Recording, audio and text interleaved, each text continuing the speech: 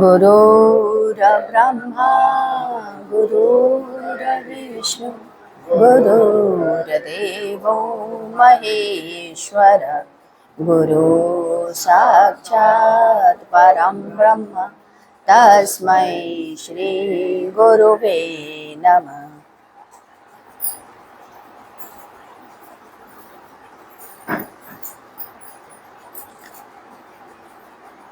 9 नवंबर 1992।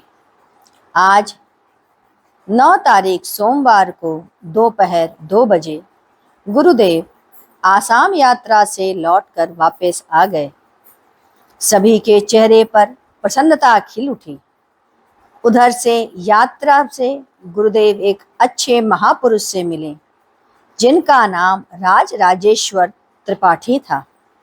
उन्होंने 40 वर्षों तक हाथी के शरीर में प्रवेश कर साधना किया था। आजकल सीढ़ी के खोह में रह के साधना करते हैं। उनकी उम्र 96 वर्ष की है। साल के 6 महीने के अंदर वह अपना शरीर त्यागने वाले हैं। गुरुदेव उनसे 1-2 बार पहले भी मिल चुके हैं। इसके बाद 10 नवंबर 10 तारीख मंगलवार का दिन। इस दिन कार्तिक पूर्णिमा रही। गुरु स्थल पर श्री सत्यनारायण भगवान की कथा हुई। सभी लोग आए। जयराम भैया पंडित जी को बुलाकर लाए थे।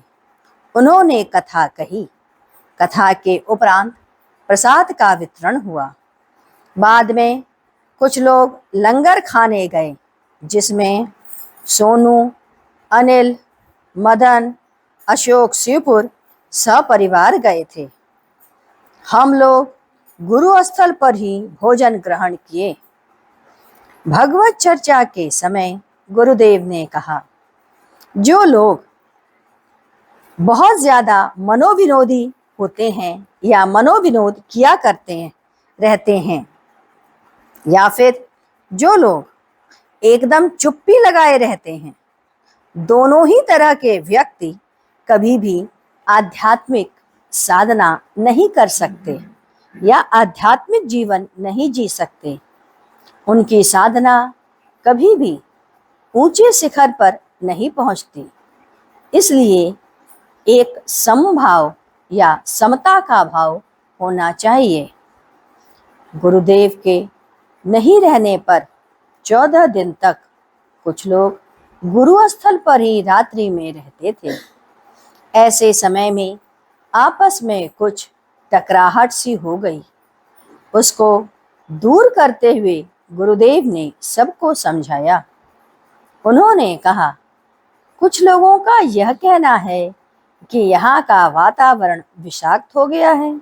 यह बहुत ही निम्न कोटि का चिंतन है।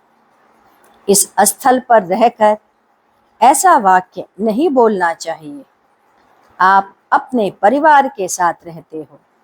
भाई का परिवार रहता है, चाचा का परिवार, उनके बच्चे, औरतों और उसके बच्चे, बड़ों का आपस में झगड़ना परिवार में होता है। आप उसे सहन करते हो ना? संसार, वह तो संसार है और वह भी आपका बनाया हुआ है। इसीलिए उस पर आपका ध्यान नहीं जाता। परंतु यहाँ तो किसी का कुछ भी लेना देना नहीं है। केवल साधना, ध्यान, भगवत चर्चा ही मुख्य है। उस पर यह विचार कि वातावरण में विषाक्तता, इससे अधिक आपके परिवार का वातावरण विषमय होगा, परंतु उसमें आप आनंद से जीवन जी रहे हैं। कुछ लोग तो केवल इसलिए रह रहे थे कि गुरुदेव आएं और देखें कि हम यहाँ घर छोड़कर साधु बन गए हैं। वे तो केवल मेरे आने का इंतजार कर रहे थे, कब मैं आऊँगा, और कहेंगे कि अब चल लो घर चल लो बेटा। आप यहाँ घर छोड़कर आते हैं, इस स्थल पर रहते हैं, अपना चिंतन घर और परिवार से हटाए रखें। इतना ही काफी है शुरू की स्थिति के लिए। आप आ तो गए, 4 घंटे तक नाक दबाए प्राणायाम कर रहे हैं, साधना कर रहे हैं, आपका मन बड़ा ही संतुष्ट होता।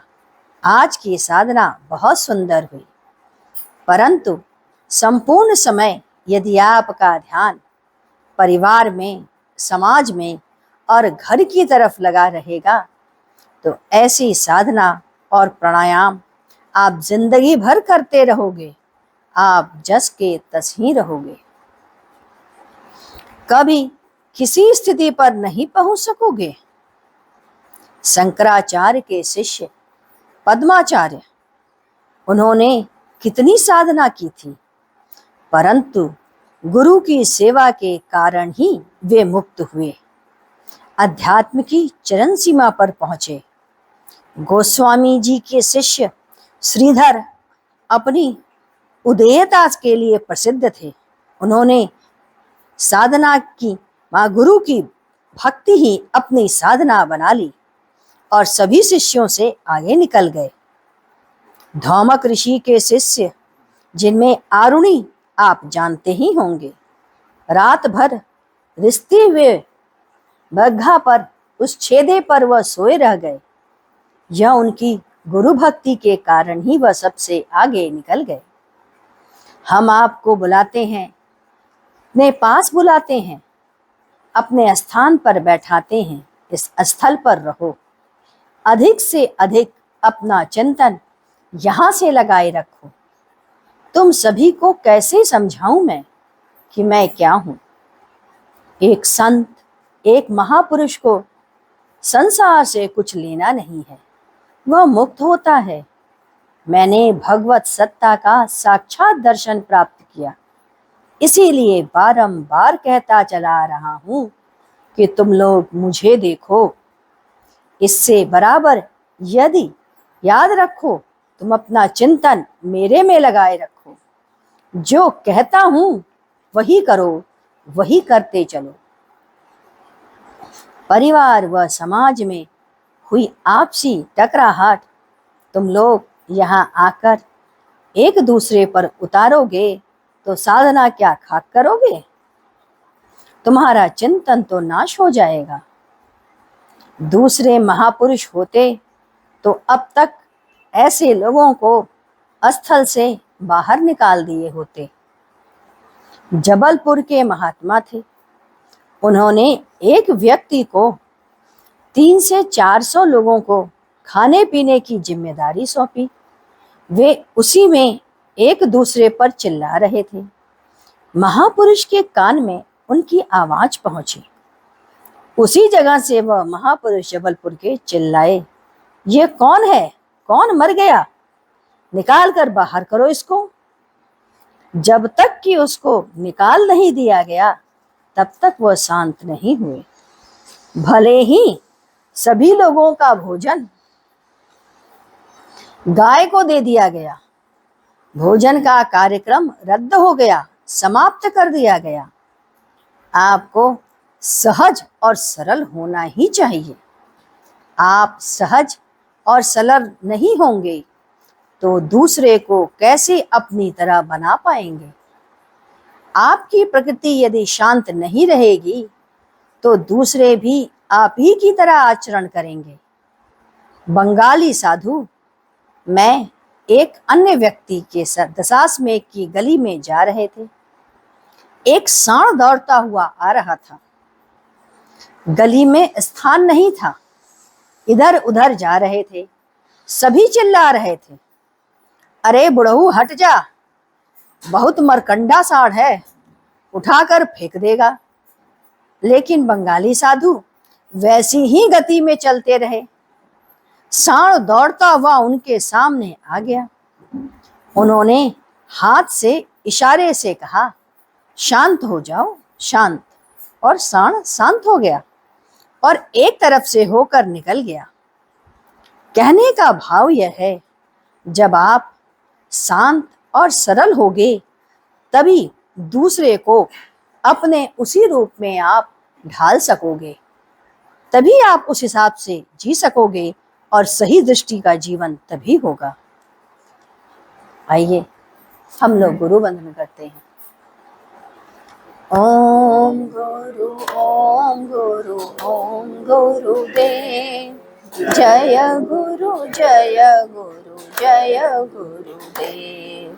ओम गुरु ओम गुरु ओम गुरुदेव, जय गुरु जय गुरुदेव। ओम गुरु ओम गुरु ओम गुरुदेव, जय गुरु जय गुरु जय गुरुदेव।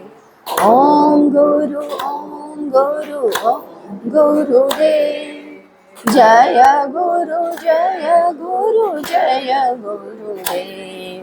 ओम गुरु ओम गुरु ओम गुरुदेव, जय गुरु जय गुरुदेव। ओम गुरु ओम गुरु ओम गुरुदेव, जय गुरु जय गुरु जय गुरुदेव। ओम गुरु ओम गुरुदेव, जय गुरु जय गुरु जय गुरुदेव। बोलिए सद्गुरुदेव की जय। सद्गुरु तुम्हें शत शत नमन, सद्गुरु तुम्हें शत शत नमन, सद्गुरु तुम्हें शत शत नमन।